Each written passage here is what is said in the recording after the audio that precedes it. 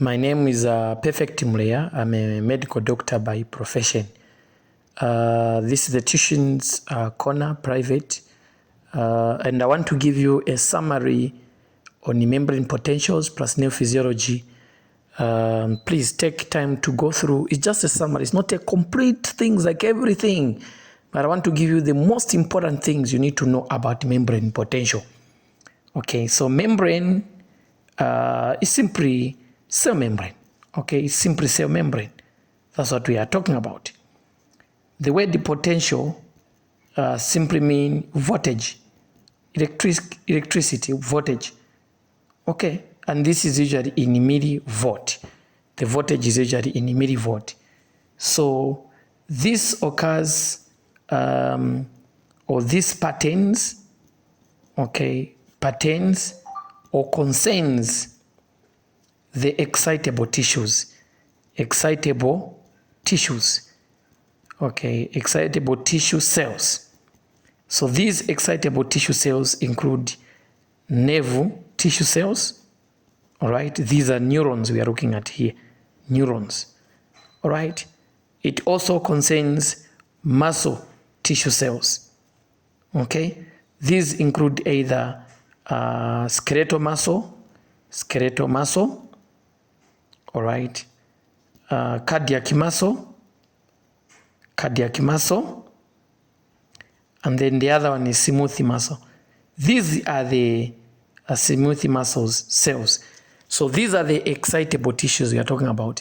So whenever you are dealing with the membrane potentials, okay, you are either looking at voltages, how the voltages are being generated in the nerve tissue, in the skeletal muscle, in cardiac muscle, in the smooth muscle.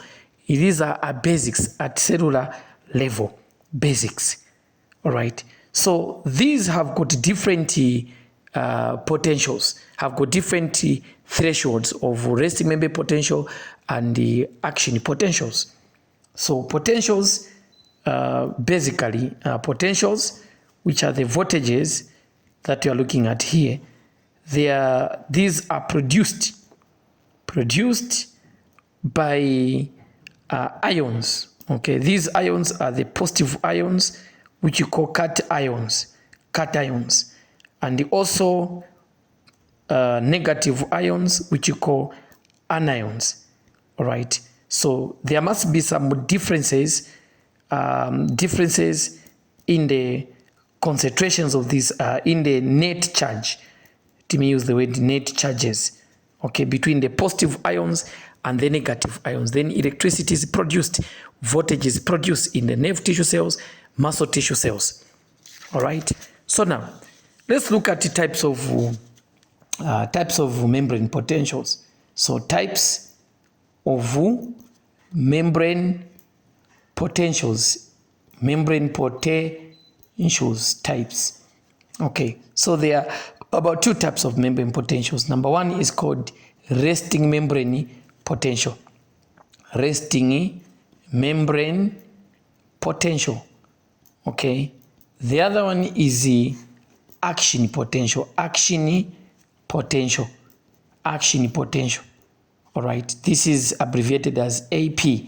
Then the other one is abbreviated as RMP, resting membrane potential. So let's start with the resting membrane potential. Resting membrane potential, this is the voltage of cells at rest. Voltage of cells, of excitable cells. Excitable cells at rest. Which are the excitable cells? The nerve tissue cells, the muscle tissue cells. These cells, when they are resting, they exhibit some voltage because they are excitable, and as long as they are alive, they must have some voltage. Okay, so the rest membrane potential is always negative, negative millivolt, e.g. in the nerve tissue, all right, it is negative 70 millivolt. In skeletal muscle, the rest membrane potential is negative 90 millivolt. In cardiac muscle cells, The resting membrane potential is negative 94 millivolt. All right. In smooth muscles, the voltage when the muscles are resting in smooth muscles, it oscillates. So it's not stable. Not stable. So smooth muscles don't have a stable resting membrane potential, like the way you find it in cardiac, skeletal muscle and the nerve tissue muscles. Right? So what produces resting membrane potential? What produces resting membrane potential? It doesn't matter whether it is nerve tissue or skeletal muscle tissue or cardiac muscle tissue or smooth muscle tissue. What produces the resting membrane potential? Number one, mainly it's potassium efflux. Potassium what? Efflux, meaning potassium moving out of the cell. Potassium movement out of the cell. Others are inhibitory neurotransmitters. They inhibit cells, they make cells rest. Okay, e.g. gamma aminobutyric acid, abbreviated as GABA. What else? Glycine. Okay, this enhances potassium efflux, and also chloride influx, mean the movement of chlorine into the cells. All right, that's what these inhibitory neurotransmitters do. So they make cells even rest more. Okay, so remember, resting membrane potential mainly depend on potassium efflux, meaning potassium moves out of cells. Very important. Also inhibitory neurotransmitters like GABA inhibitory neurotransmitter, glycine inhibitory neurotransmitter, they enhance potassium efflux, but also influences the chloride influx. So the movement of chlorine into the cells. All right, how does this happen? For example, an illustration here. All right, these pages are moving. Okay, for illustration of resting membrane potential. So how can you illustrate this? For example, here is a cell that is resting. All right, let's say this is nerve tissue cells, can be nerve tissue cell, or muscle tissue cells. Okay, potassium begins to leak out of the cell like that. So we call this potassium efflux. Potassium what? Efflux, movement of potassium out of the cell. So the outside becomes positive, the inside becomes negative. So the cell is resting.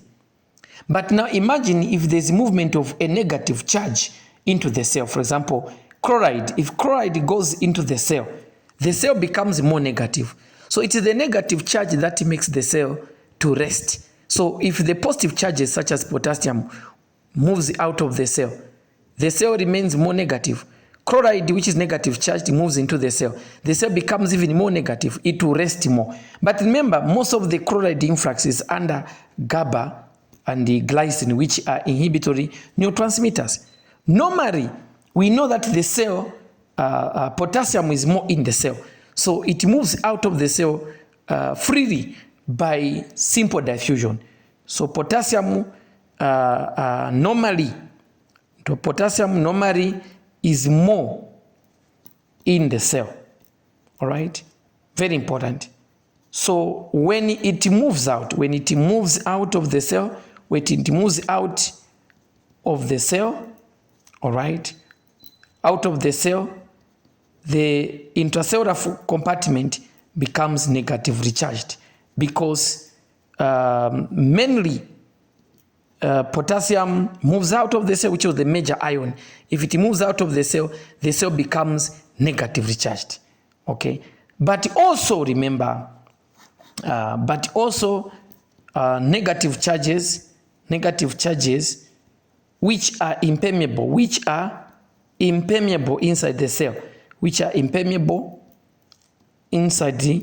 the cell, all right, inside the cell, e.g. proteins are negatively charged, lipids are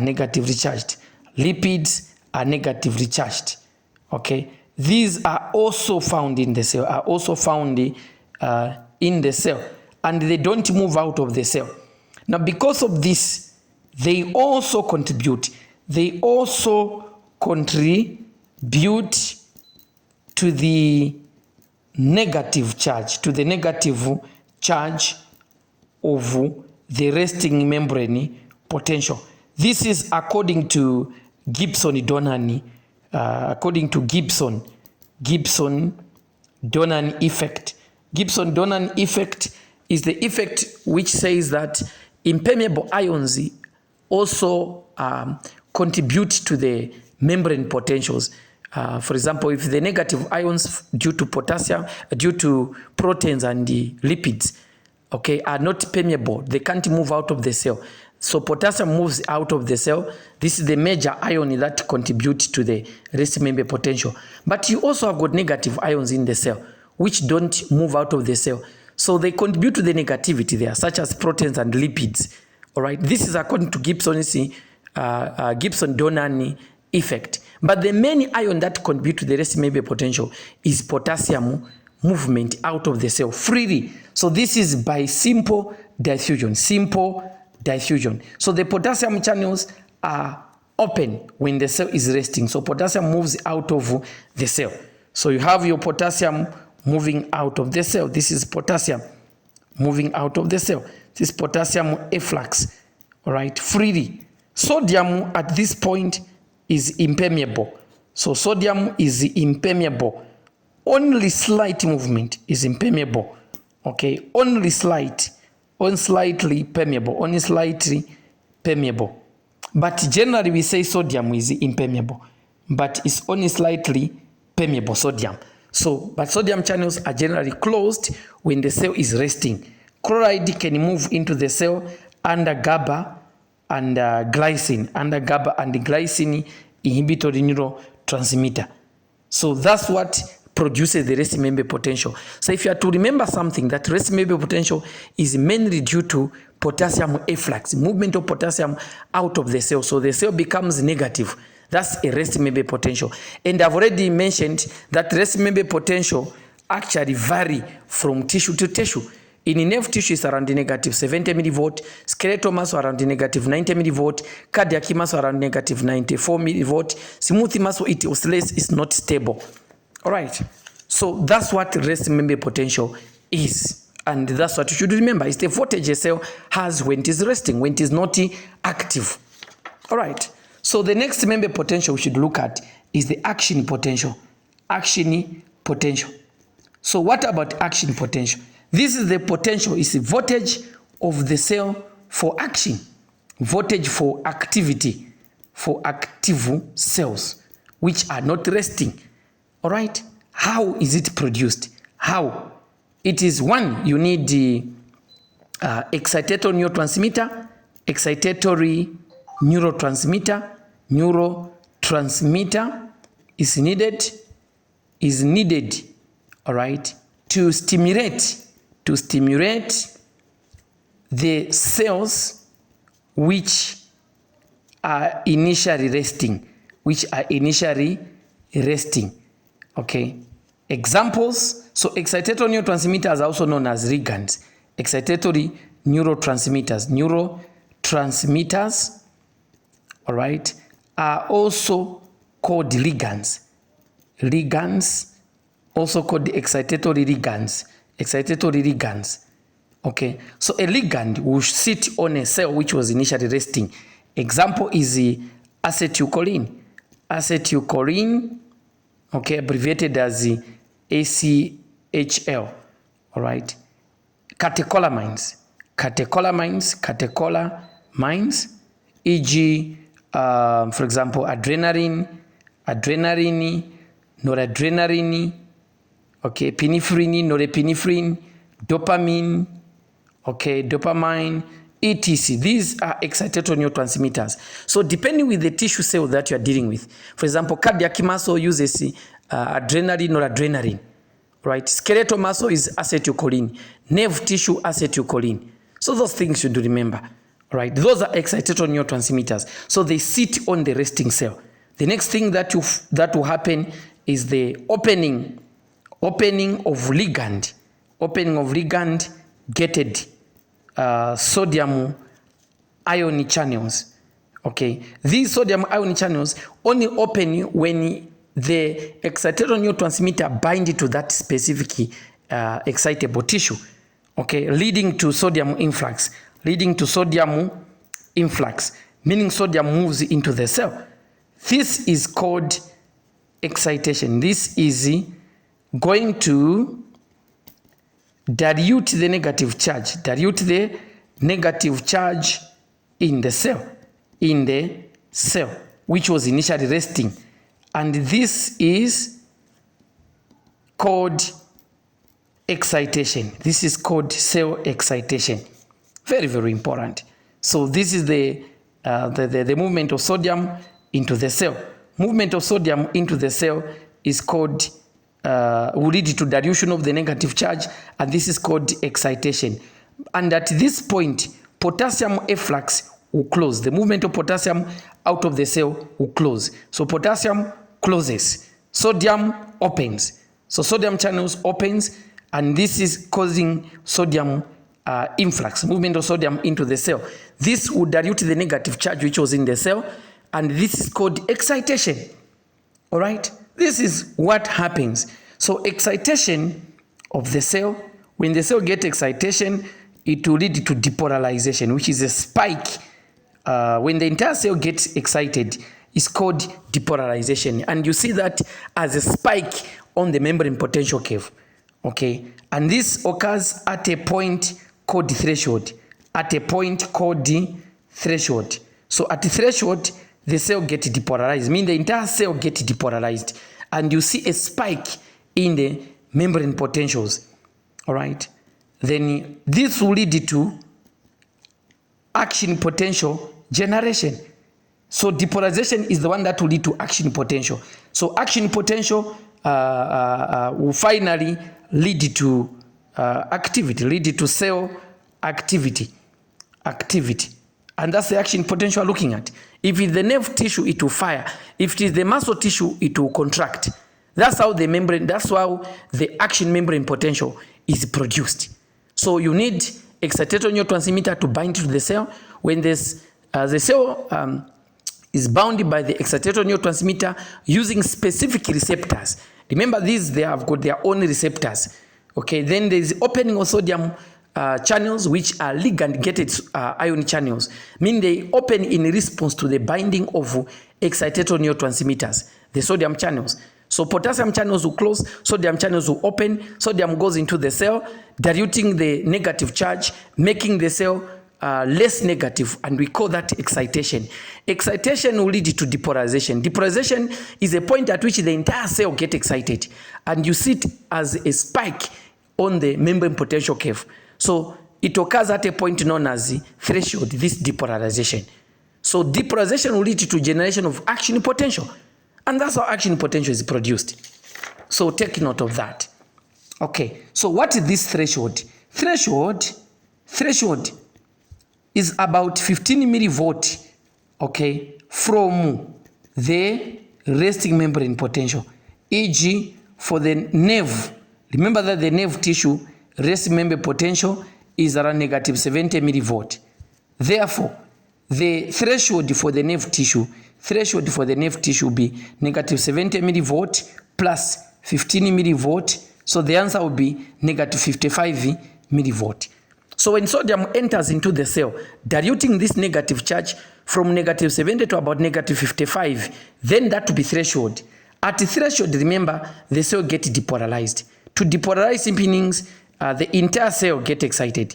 Entire cell get what? Excited.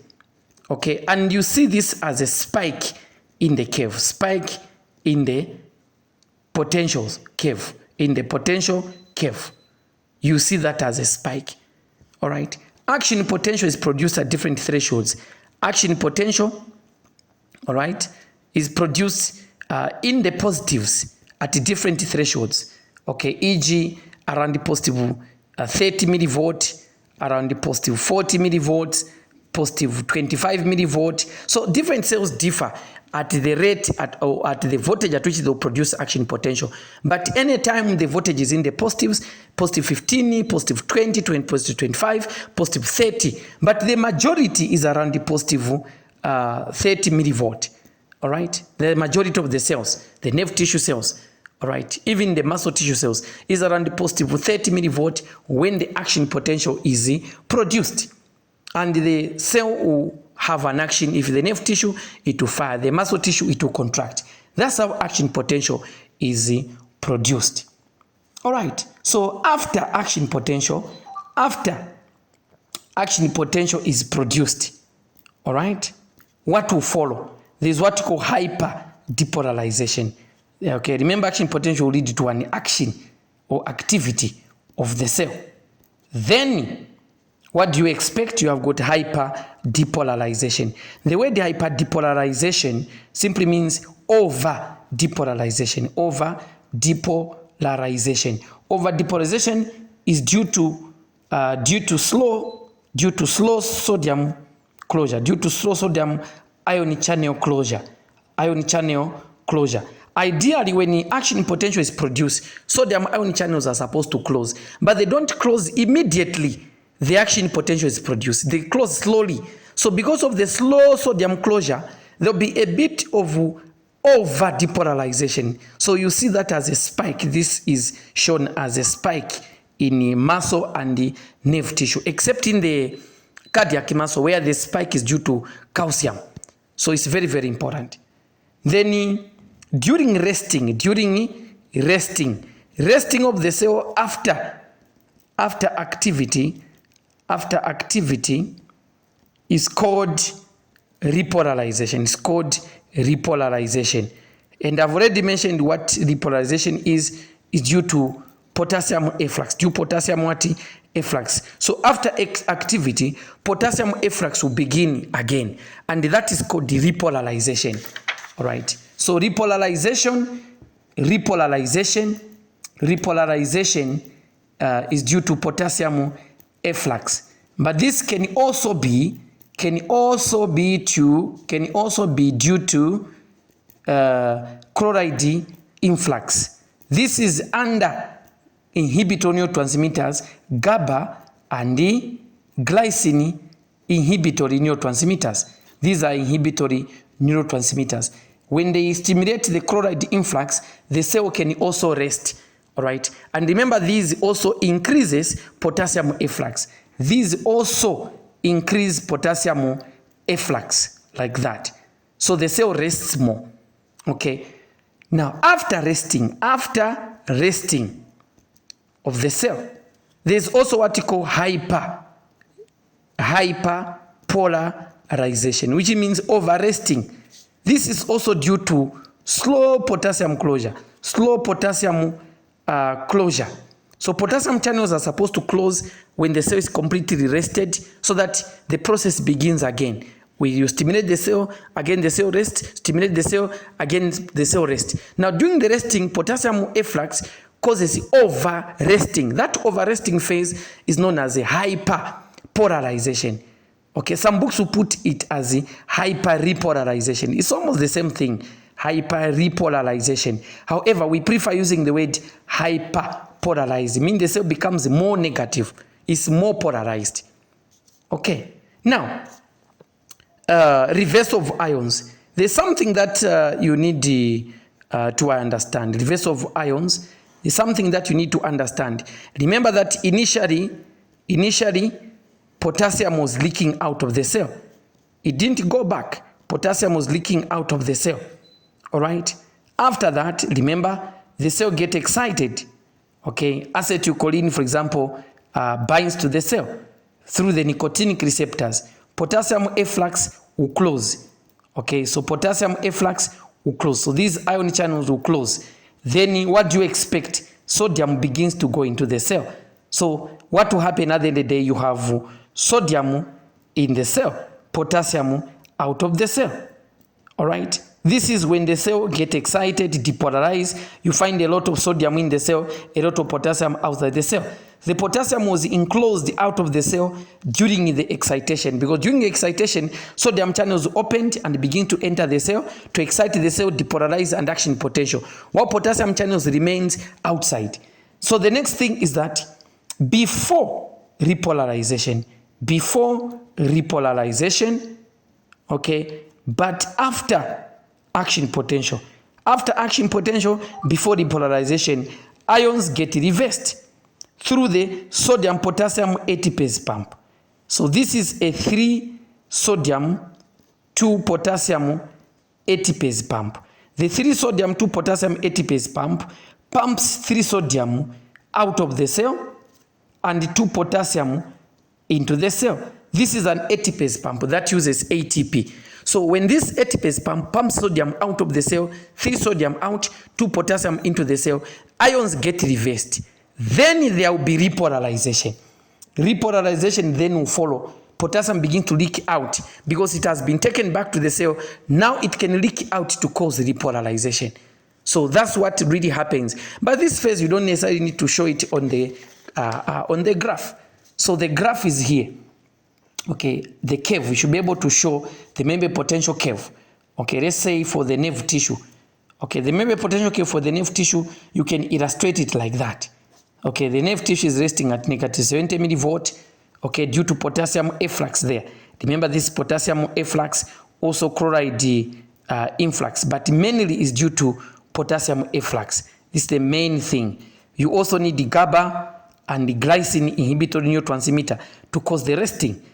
But when you stimulate this cell because of the ligand, okay, ligand here, okay, excitatory ligand, such as acetylcholine, all right, causes sodium influx. Sodium influx is called excitation. So the cell gets excited here, excitation. When the excitation reaches threshold, this is the threshold here, the cell gets depolarized. The entire cell gets excited. So this is the depolarization we're looking at. Depolarization, all right. Action potential will be produced, okay, but finally sodium channels are going to close and the ions get reversed at the peak there. So there is a reverse of ions after the action potential. Okay, there's also hyper depolarization after the action potential. This is hyper depolarization phase due to slow sodium closure. Slow sodium closure causes a excess depolarization after action potential. So if action potential is produced there, the excess part of the depolarization is known as the hyper depolarization. Ions get reversed. The reverse of ions puts 3-sodium out of the cell and pumps 2-potassium into the cell. Okay, for example, this is the peak there, positive 60 millivolt. Then potassium ions begin to leak out of the cell. The leakage of potassium channels out of the cell, all right, leakage of potassium out of the cell is called the potassium efflux, and this is called the repolarization. So repolarization occurs after the reverse of ions, which follows after the action potential. So the cell is resting due to potassium efflux mainly, all right. It can also be due to chloride influx under GABA and glycine. Then when you excite this cell by the binding of excitatory neurotransmitter, sodium begins to leak into the cell, causing dilution of the negative charge. And then when it reaches threshold, depolarization occurs, leading to action potential. Slow sodium closure causes hyper depolarization. Then activity will happen, the nerve tissue will fire, all right? Then ions get reversed by the 3-sodium get pumped out of the cell against 2-potassium into the cell through the sodium-potassium ATPase pump. Then potassium efflux begins again, and we call that repolarization. Slow potassium efflux is called slow potassium closure causes what we call hyperpolarization, meaning over resting of the cell. So the cell overrests. That's the hyperpolarization phase. So it's a similar curve. So the curve is similar to muscle, similar to skeletal muscle, all right? They only differ in the resting membrane potential. That's what they differ in, all right? So if I show you the curve for skeletal muscle, it's the same thing. Skeletal muscle curve, skeletal muscle membrane potential curve. So the skeletal muscle membrane potential curve, looks like that. All right. It is resting around negative 90 millivolt due to potassium efflux there. But this can also be due to chloride influx, okay, to a small extent. And remember, this requires GABA and glycine inhibitory neurotransmitters. Okay, acetylcholine will bind to the skeletal muscle. All right, sodium influx. Okay, this is causing what you call excitation. When the cell gets excited at the threshold, it gets depolarized. Depolarization produces action potential. After action potential, there will be hyper-depolarization. Hyper-depolarization due to slow sodium closure. Sodium closure slowly. Okay, sodium channels closes slowly, so causing hyper-depolarization. Then the ions get reversed. Reverse of ions at the peak there after activity. Okay, muscle will contract. Then the ions get reversed. Then there'll be slow potassium efflux, and that causes repolarization. This potassium efflux. So the movement of potassium out of the cell is known as potassium efflux. This is called the repolarization. Repolarization. Slow potassium closure produces hyperpolarization. Hyperpolarization is due to slow potassium closure. That's how the membrane potential curve for the skeletal muscle looks like. Now remember, closure of sodium. So closure of sodium ions, okay, closure of sodium ions occurs slightly below positive 60 millivolt, okay, which is sodium equilibrium potential. Sodium equilibrium potential. Equilibrium potential is the voltage at which a particular ion movement ceases. So the equilibrium potential for sodium is around the positive 60 millivolt to about positive 65 millivolt. However, the closure of sodium channels occurs slightly below its equilibrium potential. Remember that. Why? Because ions get reversed. So that you should remember. All right. Then for the cardiac muscle. Cardiac muscle has got phases. All right. If you got this membrane potential curve for the cardiac muscle, it has phases. It is resting at negative 94 millivolt. You stimulate it using excitatory neurotransmitters like adrenaline, noradrenaline, dopamine. So there will be influx of sodium. Sodium influx. Threshold is there. All right. The cell become depolarized. So depolarization, all right, will produce action potential. So this is depolarization, action potential, hyperpolarization. This is the spike part. Spike phase is due to calcium influx. So calcium influx causes a spike. Okay, ions get reversed. Ions get reversed there. Then there'll be a slight drop in the membrane. This is phase 1. This is phase 0. So excitation, all right, excitation, depolarization, action potential is phase 0. Then there's rapid repolarization.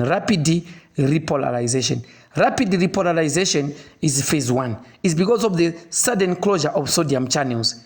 Okay, the spike here is mainly due to calcium. Sodium channels closes suddenly, and there's a slight movement of chloride into the cell, slight causing rapid repolarization. Then there will be a plateau. This is called a plateau. A plateau phase is due to calcium influx. So calcium influx into the cell causes a plateau, which is phase 2 there. Then there will be slow repolarization. This is slow repolarization. Slow repolarization produces phase number 3. All right, this is due to potassium efflux, slow potassium efflux. All right, then you have hyperpolarization. Hyperpolarization, as you can see, is due to slow potassium closure. Slow potassium closure. Some books will bring this curve to like that, so that the hyperpolarization curve looks like that. Hyperpolarization. So this is how the membrane potential curve for the cardiac muscle looks like. So it has phase 0, phase 1, phase 2, phase 3, phase 4 there. Right? So please remember that. So you should be able to illustrate this in and out. So that's how the membrane potential curve for the nerve tissue, muscle tissue, and how these membrane potentials are generated. This is how they are generated. Okay, application. You can apply the membrane potential curve. Application. All right.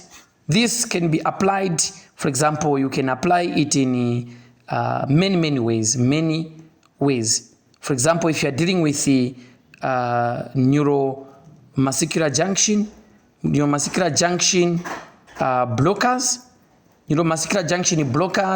seizures, neuromuscular junction blockers, seizures. Wait, I'm coming to open. Let me finish up something, sorry. Neuromuscular junction, seizures, tetanus, you can apply this. All right, you can apply this phenomena in many ways. Botulism, you can apply this. Botulism. So we end here. Okay, this is part one. So part 2 will come.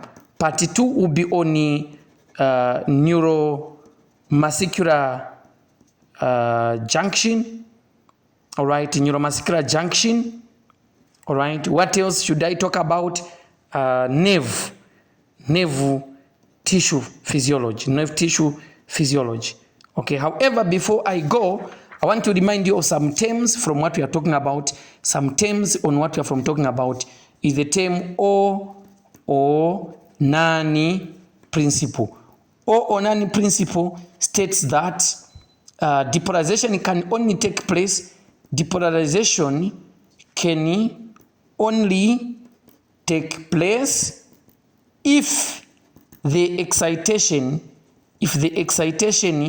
reaches threshold. If the excitation reaches what? Threshold. So if the excitation does not reach threshold, depolarization will not take place.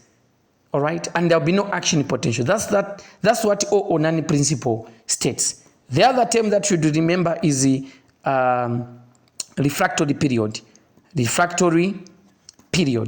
Okay, there are two types of refractory periods. All right, they are what you call absolute refractory period and relative refractory period. Absolute refractory period is referring to the time when, for example, this is the membrane potential curve. I'm just illustrating here. All right, from the time the depolarization takes place, action potential up to depolarization. This phase during which the cell can't be redepolarized is known as the absolute refractory period.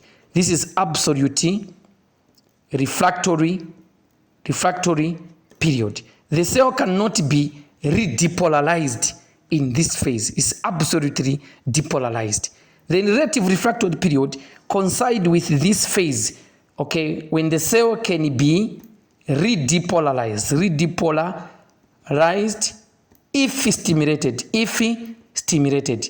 That's the relative refractory period. So these are just some of the terms that I needed to let you know. So next video, remember these are long videos, so I can't talk about everything at the same time. I'm going to talk about summation in the next video. I'll talk about summation. I'll talk about neuromuscular junction, and synapses. All right, synapses. I'll talk about the next equation. All right, what else would I talk about? Nerves. Okay, types of neurons, and also other neuronal cells, other cells in the nervous system. So I'm going to produce another video on these parts so that you can know summation, you can know neuromuscular junction, and the general about synapses, the next equation, and the other types of cells in the nerve physiology, such as glial cells, such as Schwann cells, ependymal cells, and all the kind. I'm going to produce them in the next video. Otherwise, we end here in part 1. We end here. Okay, part 1 is done. Okay, yours, Dr. Perfect Muleya. Feel free to go through this video and learn. We end here. These are private tuitions. 097950831. These I've taught them in class and you have got my notes. Everything else is all in details. So we end here. Part 1 ends here. All right. Enjoy this video and please watch.